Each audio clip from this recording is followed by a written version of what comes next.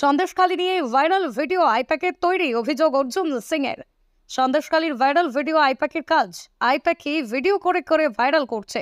আজ রবিবারে জগদ্দল বিধানসভার পানপুর ধানকল থেকে কেউটিয়া ইটভাটা পর্যন্ত নির্বাচনী প্রচারে বেরিয়ে অভিযোগ আনলেন বিদায়ী সাংসদ এবং বিজেপি লোকসভার প্রার্থী অর্জুন সিং। তিনি বলেন, মমতা বন্দ্যোপাধ্যায় রাজনীতি করেন না, উনি স্বার্থ ছাড়া কিচ্ছু বোঝেন না। কিছু বিষয় নেই, আইপ্যাককে দিয়ে এইসব করানো হয়। আপনারা জানেন আইপ্যাককে দিয়ে লাস্টে 2021-এ ইলেকশন কমিশনেও লোক ঢুকিয়ে রাখা হয়েছিল। তো আইপ্যাককে দিয়ে এইসব করাতে বিভ্রান্ত ছড়াবার জন্য পুরোটাই ফেক আছে।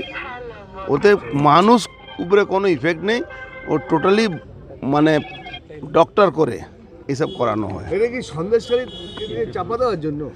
হ্যাঁ, আর কি আছে, সন্দেশখালী আন্দোলনকে চাপা দেওয়ার জন্য এইসব করা হচ্ছে। অসম্ভব। যেখানে মায়েদের, দিদিদের, বোনেদের ইজ্জতের ব্যাপার আছে, সেখানে এইসব দিয়ে চাপা যায় না। একদিকে রাজ্যপাল, তারপরে ভাইরাল ভিডিও, বিষয়টা কি? মমতা ব্যানার্জি বাংলার মায়েদের, বোনদের মানে সম্মানটাকে কলুষিত করছেন এইসব করিয়ে করিয়ে।